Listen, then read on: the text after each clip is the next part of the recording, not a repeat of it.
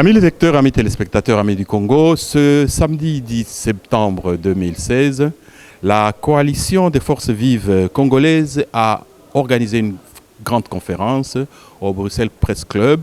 Et quel était le contenu de cette conférence? Eh bien, vous allez suivre cela dans ce reportage que nous avons réalisé pour vous, nous, c'est-à-dire Cheikh Fita et Gérard Kanabassao, notre réalisateur de tous les jours. Nous sommes bras ouverts pour essayer de travailler en collaboration avec les vrais qui veulent le changement en RDC. C'est pour ça que la coalition des forces vives est là. Merci. En deuxième adjoint, nous avons M. Gino Will qui représente l'éveil patriotique et qui est notre représentant au niveau de la zone USA.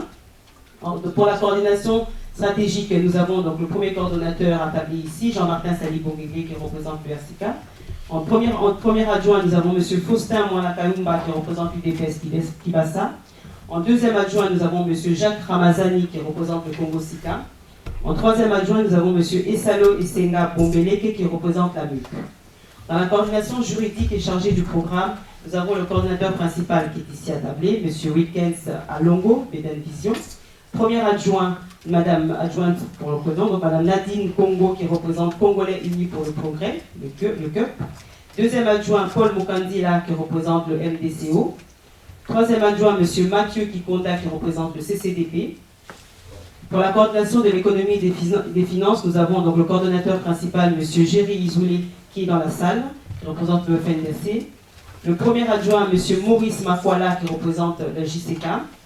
Deuxième adjoint, Mme Antoinette Motuta Moseka, qui représente le CREF. Troisième adjoint, M. Denis Pongo, qui représente l'FMK. Dans la coordination jeunesse, propagande et mobilisation, nous avons le coordonnateur principal, M. Jimmy Katalai, qui est dans la salle, qui représente la force du Congo. Le premier adjoint, M. Patrick Chibangu, Congo Sika. Deuxième adjoint, Mme Annick Maluka, force du Congo. Et troisième adjoint, M. Pastar Congo, qui représente la JCK. Et dans le secrétariat technique, donc vous avez le secrétariat technique principal, donc moi-même qui suis ici attablé. En première adjointe, Mme Moto Balouti Baouna, qui représente le mouvement 64. Et donc dans le secrétariat technique, nous avons, puisque c'est un organe qui est à part de tous les autres organes, nous pouvons avoir effectivement la collaboration de tous les autres coordonnateurs des autres coordinations. Dans un langage très clair. La coalition ici n'est pas un fourre-tout. La coalition ici n'est pas une blanchisserie. La coalition ici n'est pas un tremplin. Vous avez là un noyau que vous devez soutenir. Un noyau d'hommes, de femmes, de forces de progrès qui souhaitent être comme l'exemple, l'émanation, l'incarnation des aspirations profondes et légitimes de notre peuple. Alors, nous sommes là. Nous restons avec les bras ouverts envers qui? Envers tous les hommes, toutes les femmes, toutes les forces de progrès. Mais si, comme l'a dit si bien la conférence nationale souveraine, au niveau du profil des dirigeants de l'homme, s'il y a des fils du pays qui se sont mêlés, impliqués dans le fait d'être des fossoyeurs de l'État, les bourreaux, les assassins de notre peuple, les pilleurs, les assassins de notre peuple, pour nous rejoindre, nous, ils doivent, comme l'enfant prodigue, s'expliquer devant le peuple d'abord. À cet appel, mais vous l'avez bien dit ici, quand vous avez commencé votre question, que vous êtes très content de remarquer que nous avons et les combattants et les politiciens, et Donald Obeti est là, il est le prototype même, il représente la société civile même, il est là en tant que société civile. Ça montre que dans la coalition, nous n'avons pas que des politiciens, nous avons et les combattants résistants et la société civile. Donc c'est un peu, malheureusement, comme le dit le docteur Puila, la coalition n'est pas un fourre-tout. Donc, ce n'est pas une sorte de blanchisserie. Non, vous venez ici pour qu'on puisse aplanir vos bêtises ou tout ce que vous avez fait, vos crimes. Vous venez dans la coalition. Non, vous devez vous expliquer devant le peuple. Ce n'est pas une grande armée qui sauve le roi. ce n'est pas une grande force qui délivre les héros. Pour délivrer un peuple, pour changer le destin d'un peuple, il faut un petit noyau de gens de qualité, de gens vertueux, de personnes vertueuses pour changer le destin d'un peuple. Je voulais vous répondre à ta question. Congolaise, il n'y a pas un président. La coalition des forces vives est composée. Il y a une équipe qu'on est en train de travailler, c'est l'ensemble des coordinateurs. Je crois, Madame Blandine Diafoutois vous a dit tout à l'heure, ne faites pas les idées, si un jour, si s'avérait qu'on puisse avoir un président, mais pourquoi pas, il y aura des primaires. Le moment venu, mais maintenant, nous ne voulons pas, de la récupération politique, ni des résistants combattants. C'est l'union, c'est l'ensemble des peuples congolais. Et nous marchons bien main dans la main. Donc, dans la coalition, qu'on soit coordinateur stratégique, politique, jeunesse, il n'y a pas un président. Voilà. Donc, on est tous, on travaille équitablement, à part égale, sauf que, comme ils vous ont précisé, nous avons organisé une réunion, c'était le 27 août, et là, normalement, dans les documents, il y a 2 signataires. Donc, il y a des signataires, et il y a moi-même, le coordinateur stratégique, et Armand Mavinga, le coordinateur politique. Parce que dans les documents administratifs, quand on envoie les courriers, il faut quand même qu'il y ait, si on met 7, 8, 10 signataires, et ça ne va pas. Cheikh Fita, qui avait une question à poser. C'est Cheikh Fita de Info en ligne de Congolais de Belgique. Il est effectivement vrai que le peuple congolais attend un grand changement dans les 4 mois à venir. Et le vœu de tout le monde est que ça change vite et bien avec des gens de qualité. Mais il est aussi un fait que le changement, c'est au Congo. J'ai vu sur le document que vous avez distribué, il y a une trentaine d'adhérents à votre coalition, ce qui est énorme. Et ma question est de savoir, quel est votre impact sur le terrain? Autrement dit, comment fonctionne l'interface entre vous qui êtes ici et le peuple qui est au Congo? Et le dernier élément, c'est que le pouvoir, c'est un rapport de force. Et quelles sont les garanties que vous offrez au peuple congolais, que vous mobiliserez, ou vous mobilisez déjà parce qu'il reste 4 mois, vous mobilisez suffisamment de force pour que les lignes bougent? Voilà, je vous remercie. Merci pour la question. Au niveau de la réponse donc, sur l'impact sur le terrain, je pense que notre impact sur le terrain se mesure même ici. Tout simplement, pourquoi? Parce que comparément, pour ne pas avoir à les citer, mais pour reprendre juste le nom lancé par vous-même, contrairement au rassemblement, vous avez vu les millions qui ont été mis en place pour faire ce rassemblement, pour faire ces conférences, pour faire ces 3 jours ou quelques jours de séminaire, me semble-t-il. Mais qu'aujourd'hui, retourner au Congo, ce rassemblement-là n'arrive pas à mettre en place une seule de ces demandes ou une seule de ces résolutions. Aujourd'hui, la coalition des forces vives, qui, je vous le rappelle, est composée de toutes les forces qui ont milité, qui ont permis justement que cette soi-disant opposition sur le terrain ne puisse qu'être écoutée de par le gouvernement et être reconnue par l'opinion internationale. Ce sont ces forces-là que vous voyez attablées ici. Sur le terrain, nous avons plusieurs partenaires, notamment Gabriel Mokia qui est représenté ici par le MDCO. Et donc je donnerai la parole à un de ses membres pour pouvoir répondre sur cet impact sur le terrain. La question par rapport à notre mouvement des démocrates congolais qui est représenté par Gabriel Moka, je pense que vous le savez tous, que ce monsieur c'est un bon défenseur de la cause congolaise. Je crois que si on a une bonne mémoire, il a fait beaucoup de prison à cause de ses opinions, à cause de la défense de ce que vivent les Congolais au quotidien. Donc, il est mieux placé. Il y a certaines stratégies comme ce que venaient de dire les différents intervenants qu'on ne peut pas dévoiler ici, mais soyez rassurés qu'il se bat, il se prépare, la synergie, elle est là, et que le moment venu, vous allez voir ce que nous allons faire. Nous ne pouvons pas dévoiler tout ici. Mais tout est mis en œuvre pour que le 19 septembre, comme différents intervenants viennent de le dire, vous allez voir que les choses vont commencer à bouger. Je pense que même si vous suivez l'actualité aujourd'hui, à Kasumbalesa et partout ailleurs, les choses commencent à bouger. Donc c'est pour dire que vraiment, tenons la main dans la main et que la victoire, elle est certaine. Monsieur Armand Mavinga, vous faites partie de la coalition des forces vives congolaises. Vous venez de tenir une grande conférence ici à la salle du Club Place Bruxelles. Est-ce qu'on peut connaître les raisons qui ont poussé votre coalition à tenir cette conférence? Oui, l'objectif principal de notre conférence, vous savez que notre pays connaît une grande crise multiforme et nous sommes vraiment ce qu'on appelle en un moment historique qui veut qu'il y ait un véritable changement en 2016. Et nous nous sommes rendus compte que le peuple congolais est pris en otage, d'une part, par une certaine majorité qui est d'ailleurs illégitime, et une certaine opposition qui est truffée de fausses oppositions, où nous sommes en train de vivre des scènes odieuses de délinquance politique et de diversion politique.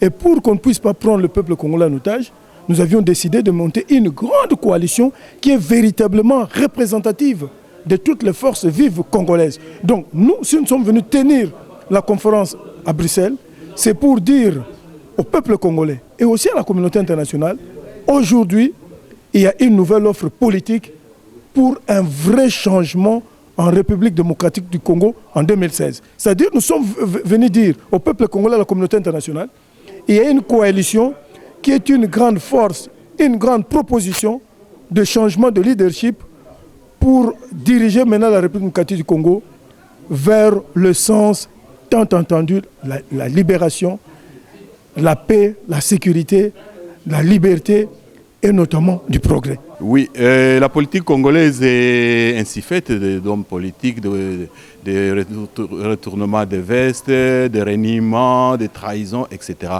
Qu'est-ce qui garantit au peuple congolais que vous ferez exception et que le peuple congolais peut vous faire confiance?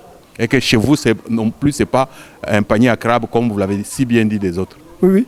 Donc nous ne sommes pas un panier à crabe. Et d'abord, il y a l'esprit qui nous anime. Cet amour profond du Congo.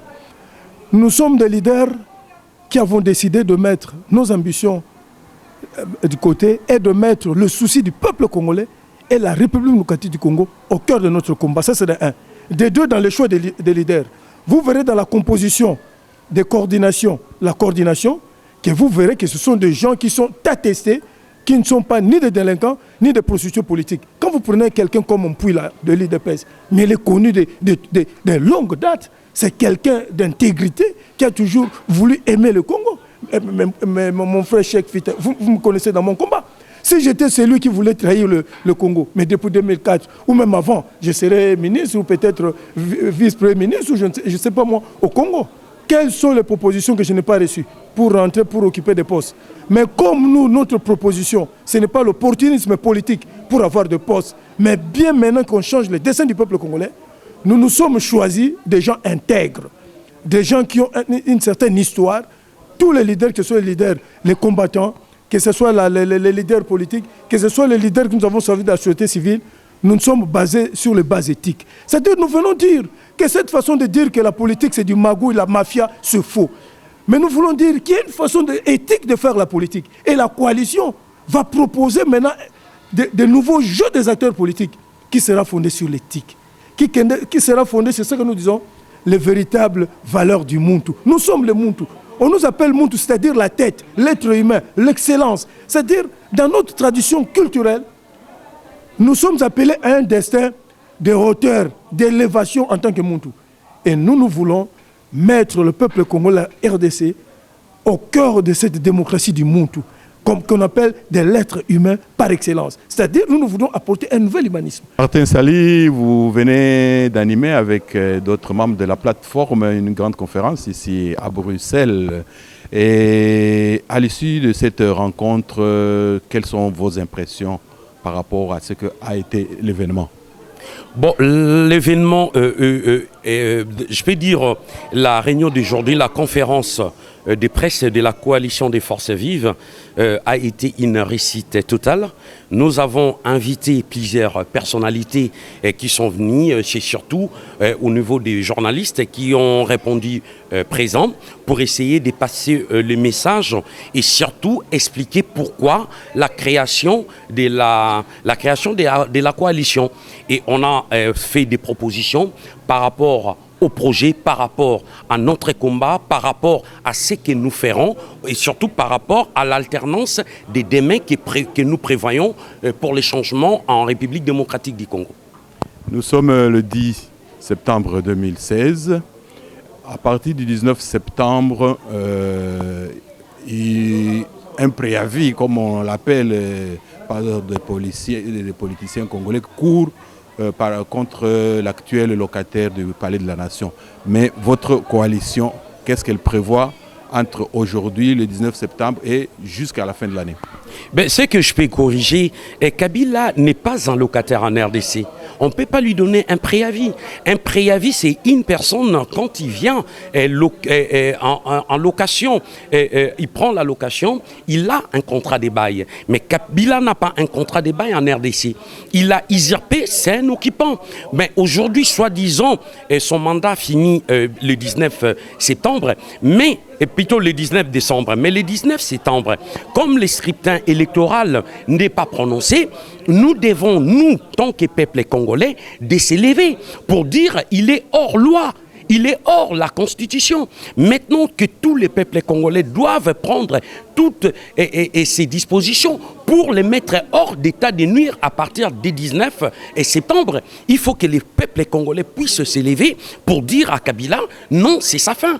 Donc aujourd'hui, nous avons tous compris, même les dialogues que Kabila va, c'est les dialogues de glissement. Ça, les peuples congolais ou la coalition, nous n'en avons pas besoin. Une seule chose on demande, c'est le départ immédiat de Kabila et sans condition. Oui, concrètement, qu'est-ce que vous avez prévu pour qu'il ait peur et qu'il détale? Mais il n'y a que l'article 64 qui est la désobéissance civile, c'est les soulèvements populaires. Il n'y a que la révolution qui peut faire partir le dictateur. Vous savez, un dictateur qui prend le pouvoir par la force ne partira que par la force. Donc Kabila ne peut pas partir par la voie des élections, ni par les dialogues. Nous avons vu les cas d'Ali Bongo au Gabon, de Sassou Nguesso, et ainsi de suite.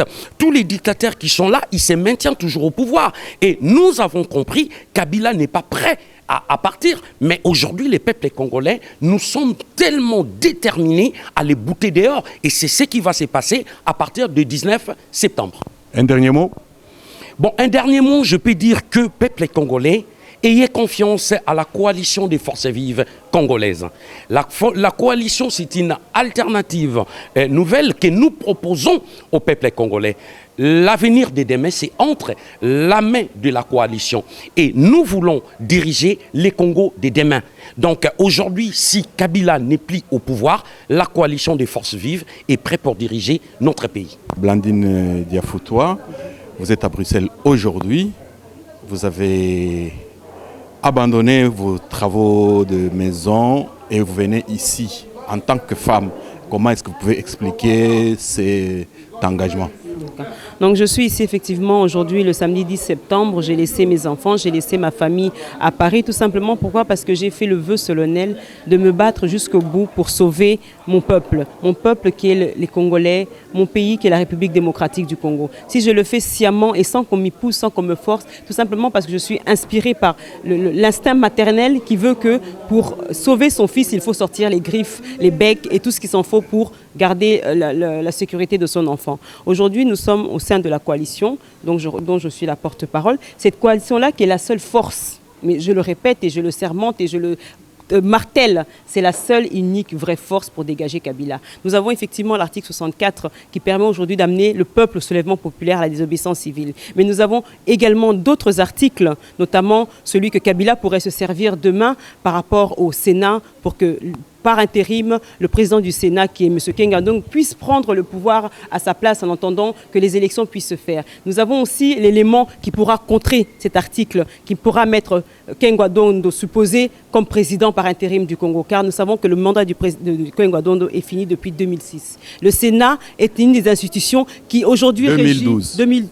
2006, celui de Kengadong depuis 2006, il n'a pas été renouvelé. Non, c'était de 2007. Ou par décret. Non, 2007 à 2012. D'accord. Oui, donc par décret du gouvernement, son mandat a été renouvelé. Mais en tant que Congolais, comme le prévoit la Constitution, aujourd'hui, Kengadong ne peut plus prétendre à la magistrature suprême par un intérim en remplacement de Joseph Kabila. Et nous dénonçons cela depuis plusieurs années. Tous les procédés que le gouvernement de Kabila ou le système de Kabila peut mettre en place pour perpétuer leur gouvernance sera mise à plat. Et la coalition, nous le répétons, cette coalition des forces vives congolaises est composée des hommes et des femmes capables de mener à bien cette révolution. Car il s'agit aujourd'hui d'une révolution non seulement congolaise, mais aussi africaine. Car un proverbe ou une citation a été dite il y a quelques années: l'Afrique est en forme d'une arme et la gâchette se trouve en République démocratique du Congo, l'ex-Zaïre à l'époque. Et effectivement, si la gâchette est tirée en République démocratique du Congo, c'est toute l'embrasure de l'Afrique qui sera libérée. Nous avons vu la mise en scène de Bongo, de Sassou et de tous ces dictateurs qui ont essayé de se maintenir en place, mais tout leur regard et toute leur force émanera de la réussite de Kabila. Et pour que cette réussite-là ne soit pas effective, il faut que nous, la coalition des forces vives, il faut que nous, peuple congolais, nous mettons à terre Kabila et ainsi nous sauverons l'Afrique. Donc ce combat-là m'habite personnellement depuis des décennies d'années. Vous êtes une femme, comme nous l'avons dit au début. Nous avons compté dans la salle. D'abord, au podium, vous étiez la seule femme avec 4 hommes. Et dans la salle, il y avait maximum un tiers de femmes par rapport au total. Quel message vous avez pour mobiliser davantage les femmes? Parce que finalement, on sait qu'on est plus ou moins 50% dans la population du pays. Le message, il est simple, mes mamans. Si on ne se lève pas, aujourd'hui, on dit une femme bâtit sa maison. Si nous ne nous levons pas pour bâtir le dehors de notre maison, puisque on a tendance à croire que c'est notre maison interne, mais la maison, c'est là où on vit. Et le monde est une maison car nous vivons dans ce monde-là. Donc si nous ne nous levons pas pour bâtir cette maison, les hommes ne pourront pas le faire. Ils ont eu cette opportunité de le faire, mais nous voyons la défaillance, nous voyons les erreurs qu'ils ont commises, qui ont permis à ce que ce monde-là devienne déshumanisé. Or, nous, les femmes, nous sommes humanisées avant tout. Donc, les femmes, venez vers ce combat-là. La parité que nous réclamons, que ce soit dans un couple, dans une famille, on ne l'obtient pas en restant assis ou en élevant seulement ses enfants. On l'obtient en se levant, en rentrant entre les hommes et leur disant, voilà, nous sommes femmes. Mais nous sommes également des êtres humains, puisque, mis à part ces différences que Dieu a voulu mettre sur terre, les capacités intellectuelles, nous les avons aussi bien que les hommes. La force physique, nous pouvons l'avoir également aussi bien que les hommes. Donc il n'y a absolument rien qui nous empêche d'être leurs égales et de venir mener ce combat politique ouvertement, publiquement, pour le bien de nos enfants.